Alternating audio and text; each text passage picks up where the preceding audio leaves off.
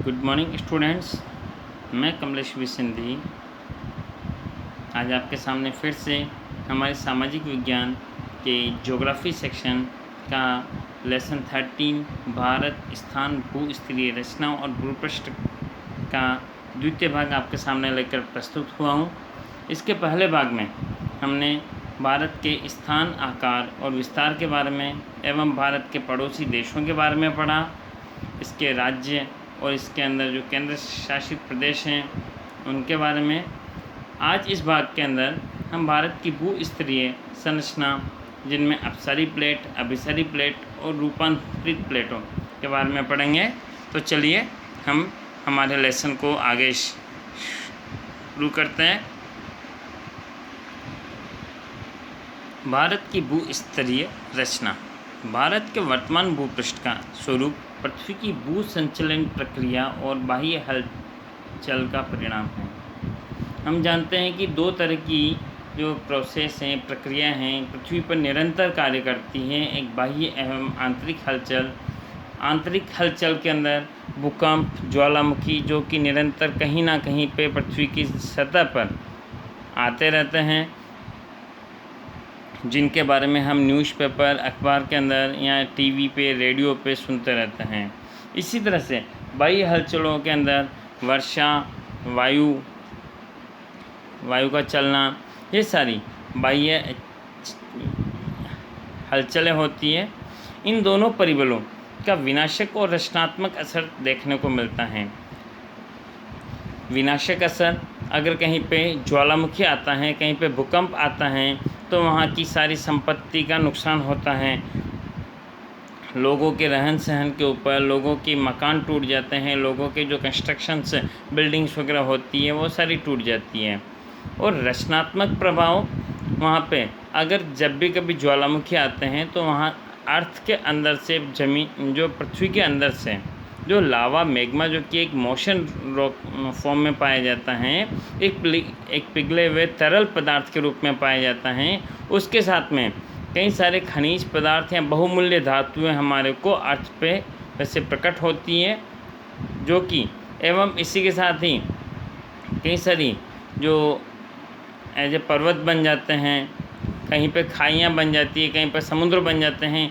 ये सारे रचनात्मक प्रभाव देखने को मिलते हैं। तो पृथ्वी की संरचना संबंधी जानकारी अत्यंत रोचक है। अगर हम यह जानने का प्रयास करें कि हम जिस अर्थ पे, हम जिस पृथ्वी पर रहते हैं, जो कि हमारे सोलर सिस्टम्स का एक सूर्य परिवार का एक ग्रह है एवं इसी पर ही जीवन संभव है, तो इसकी रचना कैसे हुई, अगर हम इसकी रचना को जानने का प्रयास करें तो ये काफ़ी रोचक है। पृथ्वी की ऊपरी पपड़ी या सतह, उसके नीचे रहे स्टेनोस्फीयर के अर्धद्रवित चट्टानों के ऊपर तैर रही हैं। अगर हम हमारी अर्थ की संरचना के बारे में अध्ययन करेंगे तो जब हम हायर क्लासेज में जाएंगे उस समय हम पढ़ेंगे कि हमारी जो अर्थ की सतह है, जो धरातल है, वह पृथ्वी के नीचे जो अर्धतरलीय अवस्था में या फिर जो द्रवित अवस्था में जो चट्टानें पाई जाती है उनके ऊपर तैर रही हैं एवं पृथ्वी के गर्भ में होने वाली किरणोत्सर्गी प्रक्रिया के परिणाम स्वरूप गर्मी उत्पन्न होती है। हमने पढ़ा है कि जैसे जैसे हम अर्थ के नीचे गहराई में जाते हैं वैसे गर्मी बढ़ती जाती है। क्यों बढ़ती जाती है? क्योंकि सूर्य के द्वारा जो गर्मी पृथ्वी के द्वारा अवशोषित की जाती है, उस अवशोषित को वापस से पृथ्वी के द्वारा उत्सर्गित किया जाता है, यानी रिफ्लेक्ट जो किया जाता है। अगर हम सिंपल वर्ड्स में कहें कि रिफ्लेक्ट जो किया जाता है, उसकी वजह से भी पृथ्वी के अंदर गर्मी होती है, जो द्रवित चट्टानों में संवहनित तरंगें उत्पन्न करके भूपृष्ठ की तरफ जाने का प्रयत्न करती हैं। अगर एक बलून है, बलून के अंदर अगर आप गर्म गैस भरते हैं जो कि हवा में उड़ता है, अगर उसके अंदर गैस अगर ज़्यादा मात्रा में भर दी जाती है तो क्या होता है? वह गैस फूट जाता है।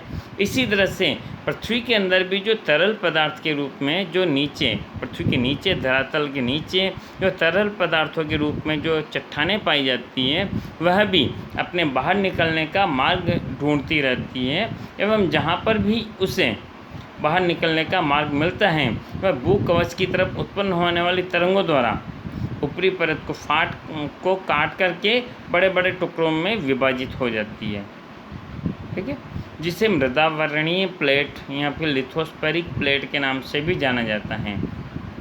एवं इस तरह से पृथ्वी पहले के समय में सिर्फ एक ही प्लेट थी। उस समय हमारे उपमहाद्वीप या उपमहाद्वीप या महासागर नहीं थे, लेकिन जब पृथ्वी के अंदर इस तरह की परिस्थितियां उत्पन्न हुई तो उस समय उसके परिणाम स्वरूप हमारी जो पृथ्वी का धरातल है वह फट करके अनेक छोटी छोटी प्लेटों में विभाजित हो गया। ऐसी 7 मुख्य भू संचलनीय प्लेटें हैं, जिन्हें पैसिफिक प्लेट, प्रशांत महासागरीय प्लेट, उत्तरी अमेरिकन प्लेट, दक्षिण American plate, Eurasian plate, African plate, Indo Australian plate एवं अंतिम अंटार्कटिक प्लेट के नाम से जाना जाता है। कुछ जगहों पर यह प्लेट एक दूसरे से दूर हो रही है, जिन्हें अपसरी प्लेट कहते हैं।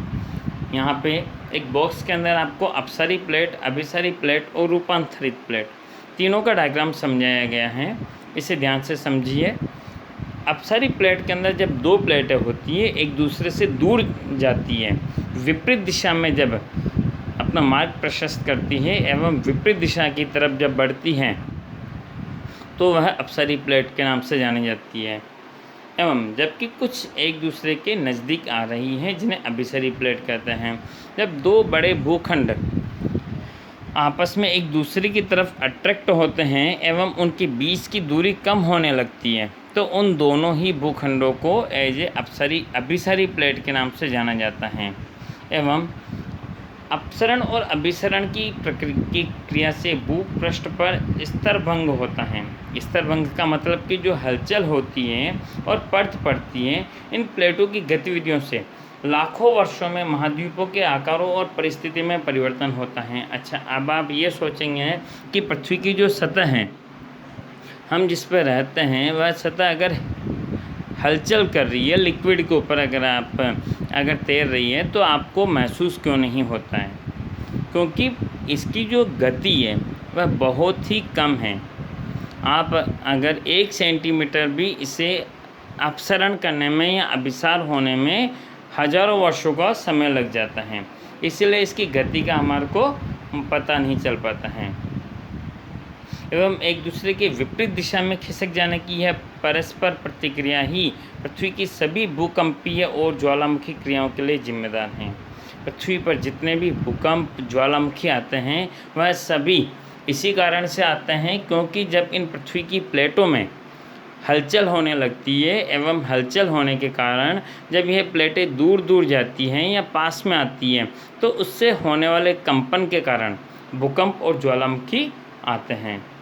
सरकती और खिसकती ये प्लेटें जहाँ एक दूसरे के साथ टकराती हैं, जब 2 प्लेटें आपस में, जो अपसरी प्लेटें एक दूसरे के साथ में टकराएगी, कितना खिसकेगी? जब अगर आपस में मिल जाएगी, फिर जो बड़ी प्लेट होगी या और एक छोटी प्लेट होगी, क्यों जब ये दोनों प्लेटें आपस में टकराती हैं तो उस वजह से जहाँ पर अगर एक छोटी प्लेट टूट जाती है या अगर उसमें कोई दरार आ जाती है तो उस वजह से महासागरों का निर्माण होता है। और अगर कोई प्लेट अगर चपटी हो जाती है या अगर किसी प्लेट के अंदर कोई मोड़ आ जाता है तो उससे महाद्वीपों का एवं पर्वतों का निर्माण होता है।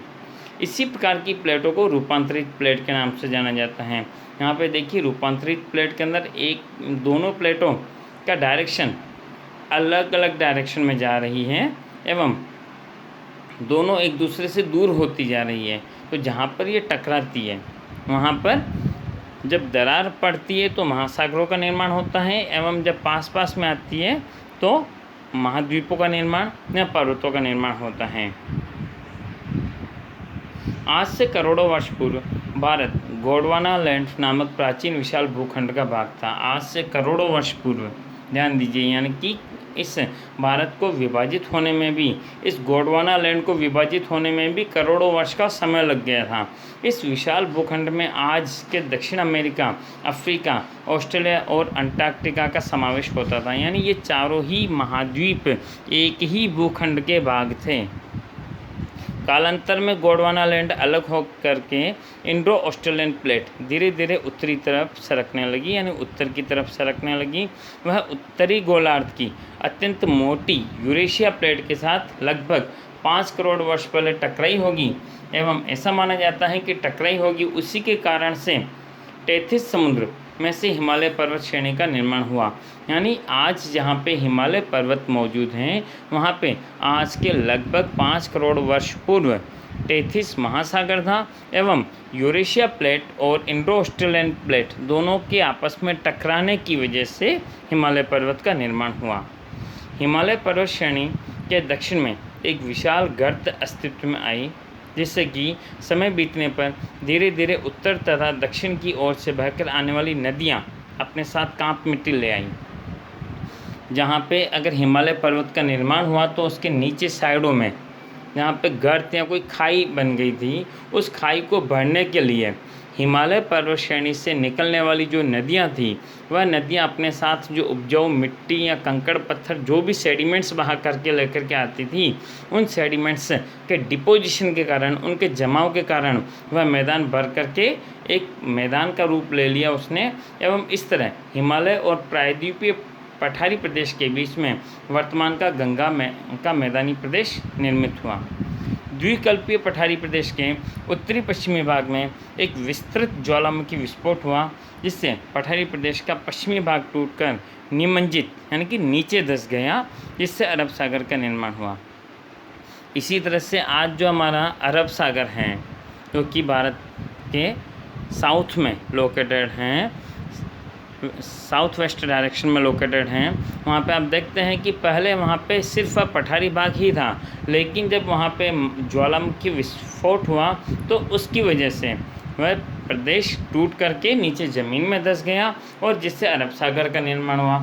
इसी भूमि निमज्जन के कारण ही पश्चिमी घाट एकदम सुस्पष्ट हो गया कि आज जो भारत का पूर्वी घाट और पश्चिमी घाट आप उनकी बाउंड्रीज एकदम से क्लियर देख सकते हैं। इसका कारण यह है। अतः भारतीय भूखंड में अनेक विविधताएं हैं। उत्तर में ऊंची विस्तृत पर्वत श्रेणी है, जैसा कि हम आगे वाले चैप्टर में भी पढ़ेंगे और हमने इस चैप्टर में भी पढ़ा है कि उत्तर में हमारे हिमालय का पर्वतीय मैदान है, जिसमें पठारी प्रदेश, शिखर, घाटियाँ आदि हैं। उत्तरी भाग के मैदानों में गंगा, यमुना और ब्रह्मपुत्र नदियाँ बहती हैं, उनकी कांप मिट्टी से ही ये मैदान बने हैं। दक्षिण का प्रायद्वीपीय प्रदेश सबसे ज़्यादा प्राचीनतम है। दक्षिण भारत के पठारी प्रदेश की दो धारा स्वरूप पूर्वी पश्चिमी किनारे पर तटीय मैदान आए हुए हैं। इस तरह हमारा जो भारत देश है वह विविधताओं से युक्त भूपृष्ठ वाला देश है एवं भारत एक अनेक विविधताओं वाला देश है। इसका स्वाध्याय के बारे में, भारत का भौगोलिक स्थान महत्वपूर्ण है, किस लिए? क्योंकि भारत के भौगोलिक स्थान इसके प्रश्नोत्तर के लिए मैं एक अलग से फिर से आपके वीडियो बनाऊंगा। उस वीडियो के अंदर हम प्रश्न करेंगे या फिर आपको PDF फाइल दे दी जाएगी या आपको सेल्फ करने होंगे, जो भी होगा आगे आपको इंस्ट्रक्ट कर दिया जाएगा। चलो आज हम इस वीडियो को यहीं पे ब्रेक करते हैं। इसी के साथ हमारा लेसन 13 कंप्लीट हुआ। Thank you.